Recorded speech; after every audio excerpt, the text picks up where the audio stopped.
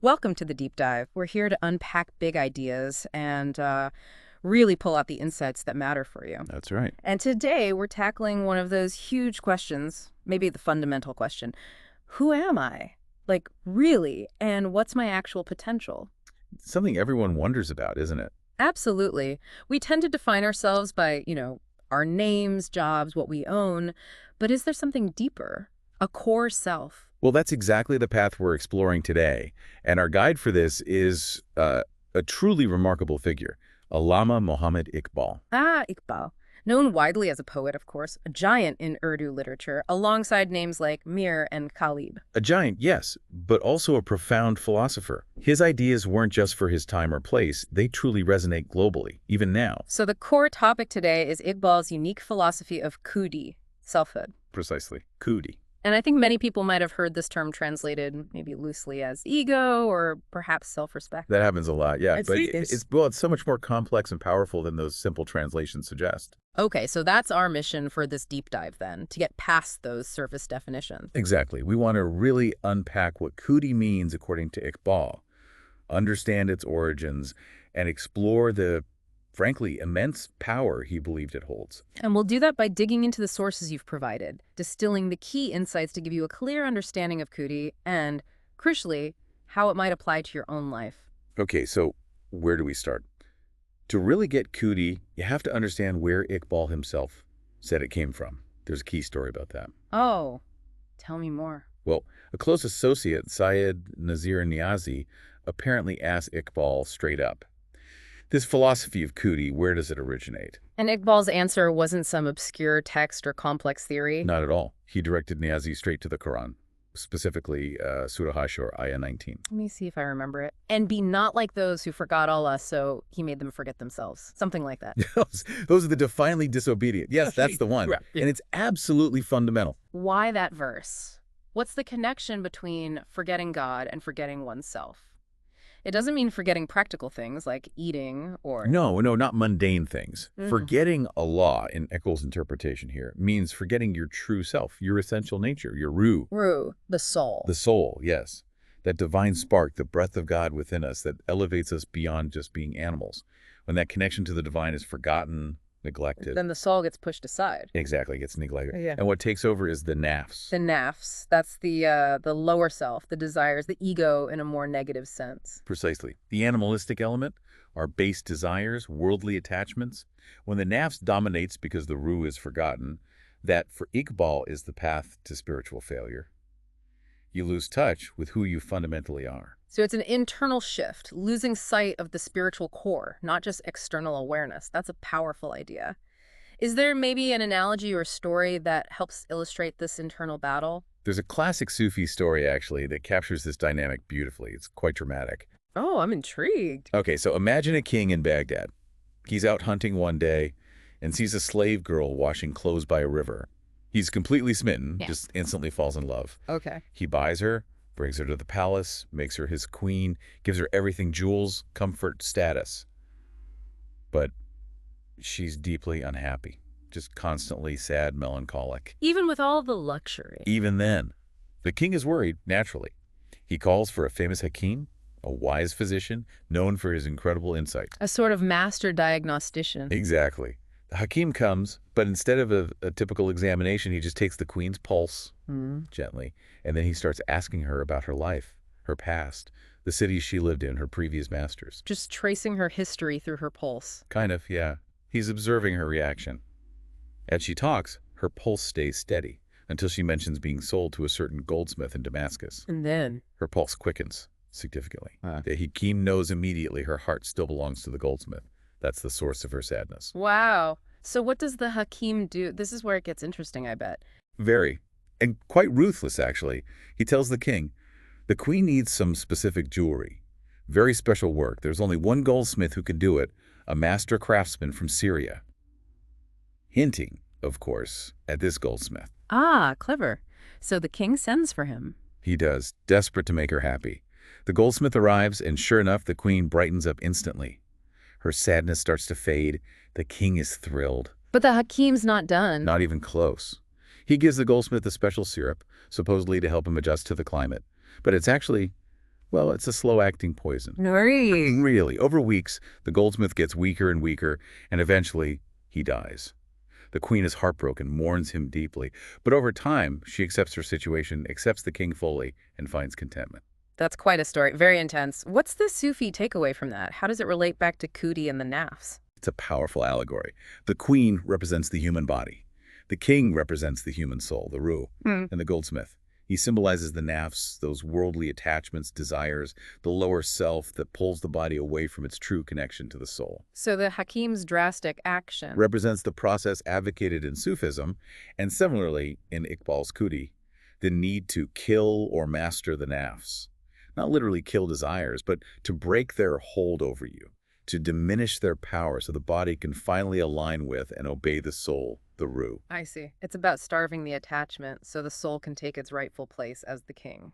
Exactly. It illustrates that inner struggle and the necessity of empowering the spiritual self over those fleeting worldly pulls. That makes a lot of sense. And connecting this to today, you can really see how easy it is to get lost, chasing the goldsmith, external goals, possessions, status, and completely forget the king within, our spiritual well-being.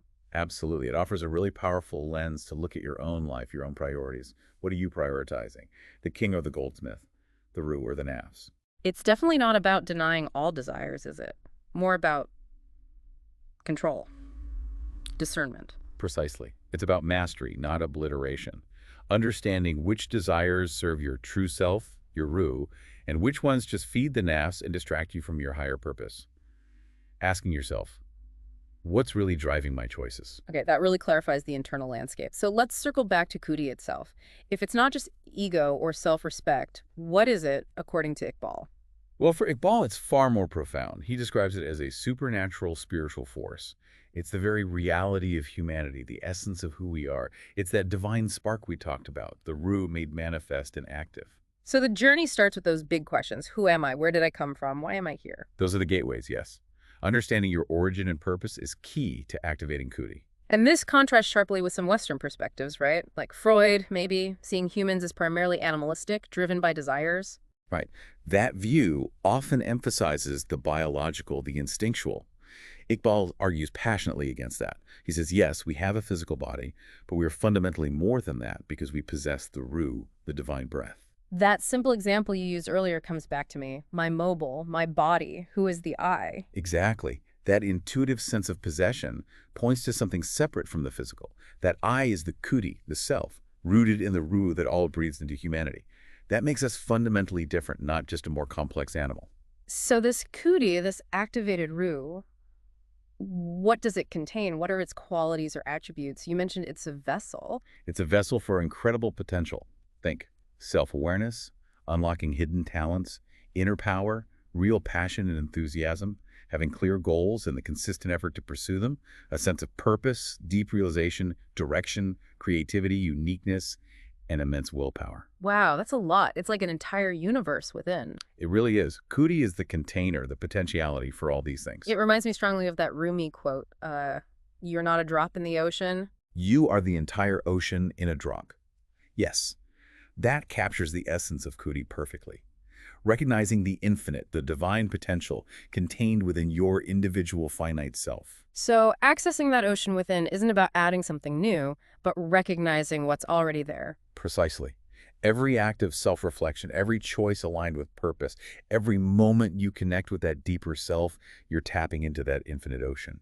It makes even small actions meaningful. And critically, this isn't something you just achieve and then it's done, right? Khudi isn't static. Not at all. Iqbal emphasized it's a dynamic, continuous process, a lifelong journey of discovery, development, refinement. It touches every part of your daily life. Constant cultivation is needed. This brings us to the power of Khudi. And Iqbal's most famous verse surely speaks to this. Khudi ko kard buland itna. Can you share the full couplet and unpack it? Of course. It's iconic.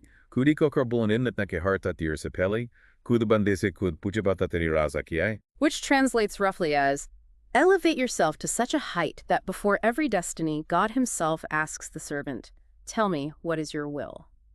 That sounds incredibly powerful, almost like influencing destiny. Is that hyperbole? Iqbal wouldn't see it as hyperbole. It describes a state of such profound alignment with divine will, achieved through cultivating Khudi, that your own purified will gains extraordinary influence. Your deepest, truest intentions become so attuned to universal truth that they resonate powerfully. So it's not about dictating to God, but aligning so perfectly that your will reflects divine purpose and is thus empowered. Exactly. Your desires become reflections of higher truths, and therefore they manifest. Are there examples of this, where this kind of alignment seems to manifest in the real world, according to the sources? Yes, several compelling ones. Think about the change of the Qibla, the direction of Muslim prayer. From Jerusalem to Mecca, right? Correct. The sources indicate this change happened after Allah observed the Prophet Muhammad's inner longing for the Kaaba in Mecca to be the focal point.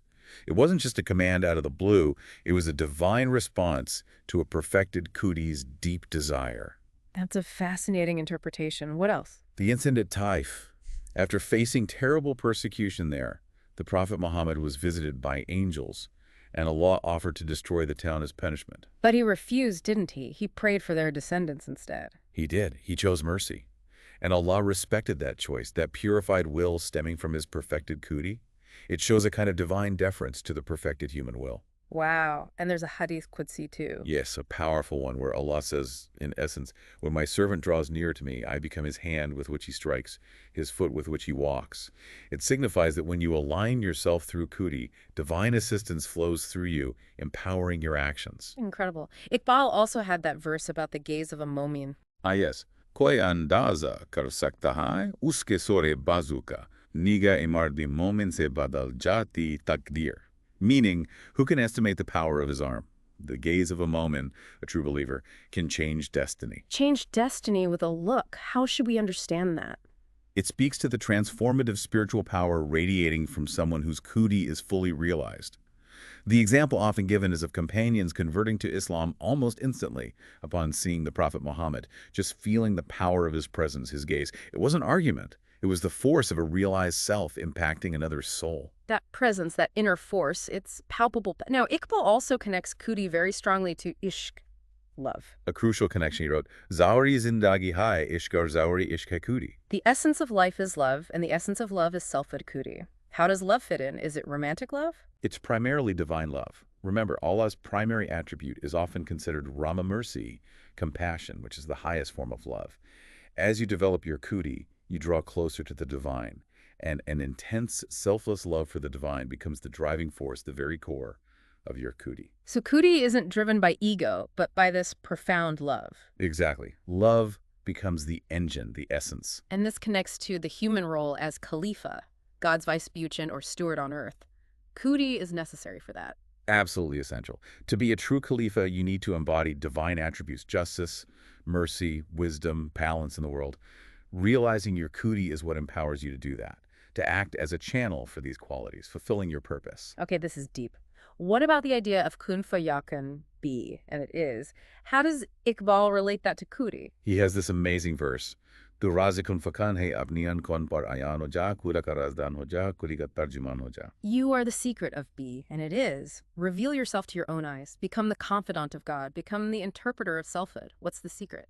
The idea is that while the rest of creation was brought into existence by the command kun, humans were uniquely formed by Allah, breathing his ruh into them. This gives humans a special connection to that creative command, a spark of that power. Realizing your Khudi means tapping into that divine secret within you. Becoming an interpreter of that divine power within, leading to what he calls the kingship of Khudi. Yes, another powerful verse. Ye payam dage hai mujhe bari subahi, ke khudi de arifon ka hai makom badshahi. The morning breeze gave me this message, that the station of those who know Khudi is kingship. But this isn't literal kingship, ruling lands. No, it's a spiritual sovereignty. The ability to rule hearts, to command respect not through force or wealth, but through inner strength and wisdom. Think of the great Sufi saints whose influence far outlasted earthly kings. It's about inner worth triumphing over material status, like the hadith comparing a poor, respected believer to a rich, disregarded one. And this inner strength, this Khudi, isn't just individual. Iqbal saw it as the foundation of a strong nation, too. Definitely. He famously wrote, Us kwam ko shamsher ki haachat nahin hoti, wo jiske jawano ki Khudi surati falad. That nation needs no sword, whose youth's Khudi is like steel. So national strength comes from the character, the inner resilience of its people, not just military power. That's the core idea. Inner spiritual strength, purpose, unity rooted in Khudi. That's what makes a nation truly strong and resilient. Like the Quranic principle of a small group of believers overcoming a larger force through faith and resolve. And the flip side is that nations decline when they lose this, when they forget themselves. Precisely. When a people forget their connection to God and thus forget their true selves, they lose their inner compass, their accountability, their collective purpose. Iqbal often pointed to historical examples like Bani Israel, whose decline he attributed to this inner forgetting. It all comes back to nurturing that Khudi. How does one practically protect and develop it day to day, especially against that pull of the nafs, the lower self? It requires constant effort, constant vigilance. It's about striving to move from the nafsi amara, the self that commands, towards base desires, towards the nafsi mutmaina, the contented, tranquil self that is aligned with the Ruh. How does that translate into action? Well, in times of hardship or poverty, it means guarding your integrity, not giving in to despair or unethical shortcuts. In times of wealth and ease, it means controlling desires, avoiding arrogance, and not becoming attached to material things. So it's about conscious choices in every situation. Yes, always choosing actions aligned with your higher purpose, consistently practicing self-reflection, controlling impulses, and strengthening your connection with the divine. It's a continuous process of refinement. And Iqbal himself clearly lived this. You mentioned he felt his poetry was divinely inspired. He did. He saw his work not just as creative expression, but as an interpretation of the Quran, flowing from his own connection to his Khudi, a powerful testament to his belief. Okay, let's bring this all together for you, our listener. We've journeyed through Iqbal's profound concept of Khudi. It's not just ego, it's this deep, active, divine potential within you. It's about recognizing who you truly are beneath the surface labels, that spiritual force, that Ruh, and understanding its power to transform your life. So the invitation now is for your own self-assessment. Start asking yourself, what is my Khudi? What are those hidden talents, those passions, that sense of purpose maybe I've ignored or forgotten? How can you begin to consciously cultivate this potential? It's not about finding something new outside yourself, but uncovering and strengthening what's already within. And here's a final thought to leave you with. What if truly understanding and actively cultivating your Khudi could unlock not just personal fulfillment, but a deeper sense of purpose in how you engage with the world? How might embodying those divine attributes within you change everything? It's a profound journey, the journey of Khudi, definitely one worth exploring.